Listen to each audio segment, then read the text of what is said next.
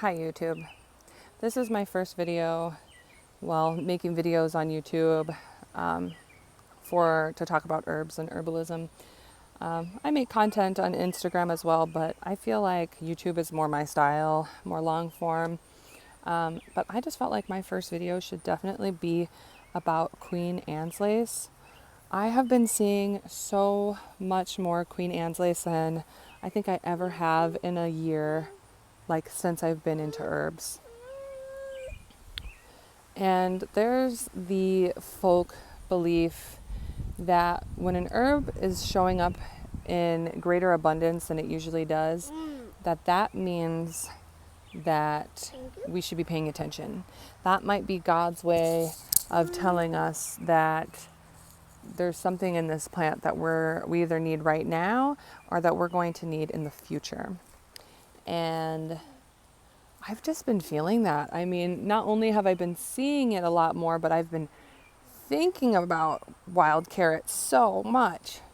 And it's just such a beautiful and like magical seeming plant. It's one of those plants that just gives you that like feeling of being in an old world. And what we know about wild carrot, thank you. What we know about wild carrot, don't go too crazy eating it though, okay? Because I want to harvest some and dry it. Go get some gooseberries. My wild carrot is growing by the gooseberries. What we know about wild carrot is traditionally the green seeds and the aerial, which is the parts that grow above ground. The aerial dried parts are used as a carminative, which is an herb that disperses gas and kind of griping in the digestive system, can help with colic. Yummy. And it's antispasmodic or spasmolytic, which means that like similar to just gas, that spasm, the tightness in the smooth muscle in our digestive system, it helps relieve that. It relaxes the smooth muscles. It also is I tasted first time with wild carrot. It tastes good. It's a good mix, yeah. It tastes like chocolate. It is a general diuretic, which most people know diuretic means you pee more. But what that function is doing is it's either increasing the activity. Want a snack? No, thank you. It's either increasing the activity of your kidneys to be able to handle excreting more liquid, or I'm forgetting the exact physiological function, but basically it means that it's just bringing more fluid into your kidneys. So it's either stimulating the kidneys or just in general bringing more fluid, I'm pretty sure. There is an association with having excess fluid in a lot of different diseases, but also your kidneys are an important part of your detox pathway process. So Mom, after you, can I take toning a the video? kidneys, increasing the activity of that Mom, can... after you, can I take a video? Mm-hmm. But shh, With you. I'm making a video. So yeah, it's important for detox. Uh-oh, I've got a baby crying. Okay. So a few other things about wild carrot. There's a lot of people who are into herbs know that wild carrot is one of those herbs that can be used as a contraceptive. Some call it that.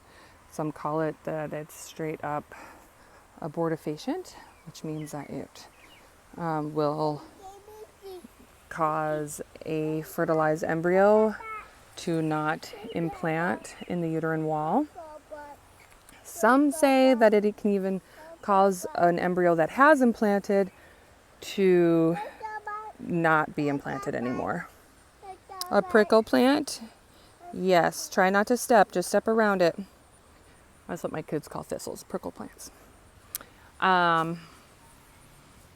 I'm not entirely sure what it does, but I don't discount people's experience when they say that that has happened to them. But it's so hard to know exactly what it's doing. It hasn't been studied enough. I'm going to squeeze this. Okay. and see what happens. But that's a gooseberry. Maybe you should give it to your brothers if you're not going to eat it. But you can squeeze it and see. Just somebody doesn't like gooseberries. So that's something to be mindful of. But to have that effect, you are going to be using it during certain time periods. If you are curious about that, Robin Rose Bennett has done like kind of like grassroots studies on it. She's got a lot of information about it. Some of it doesn't make sense to me because some people say if you want to use it for contraceptive purposes, use it for like 2-3 days after you have intercourse. And then some people say because it can actually increase fertility, to use it around ovulation for about a week. But that doesn't make sense to me because the only time that you are really supposed to be fertile is when you ovulate. And that can be kind of so, if there's one day really, but there's a few days where fertilization can still occur. And so to use them at the same time for different purposes doesn't necessarily make sense to me. I know some people will say, oh, well, it doesn't matter what day you are in your cycle. If you have intercourse, then use it. But it doesn't make sense to me. Like I said, because you should only really be fertile when you ovulate. So maybe it's just me in that I'm not understanding it. But even being so, any herbalist will tell you that even when you're using it as contraceptive, that it's not going to be considered the most reliable form of contraceptive. But that is a traditional use. And some people think that it works the physiological function of why it would make you more fertile and temporarily less fertile is the same function, is because it is helping your uterus slough off tissue and energetically excess tissue, excess mucus, old tissue in your uterus could theoretically prevent an egg that you want to attach to your uterine lining have a difficult time attaching. So if you kind of clean out your uterus, it in theory would then make it easier for something to attach. But if you are cleaning out your uterus during a time where you don't want something to attach, then it would basically flush it out. Which I can understand that. I just don't understand the timing. Maybe it's just me. It's like going over my head. So yeah, I just find this. Yummy. Yes, it does. It's like a little grape.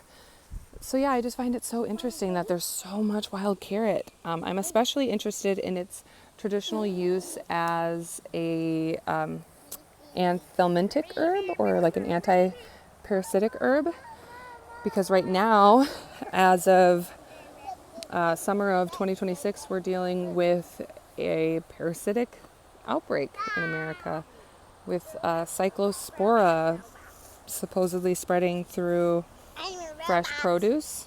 I'm a robot. And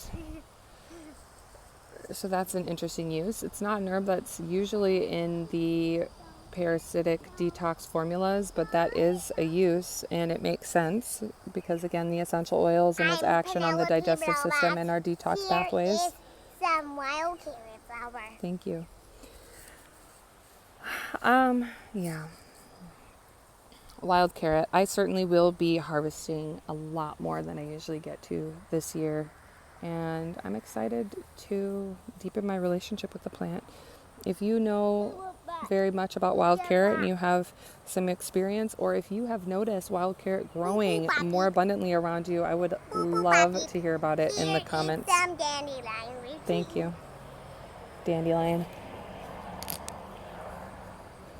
It's really tough this time of year, but a little bitter is good for you every now and then. Well, actually every day. But I mean like a little tough roughage is good for you every now and then. Here is a wand. All right. Bye, everyone.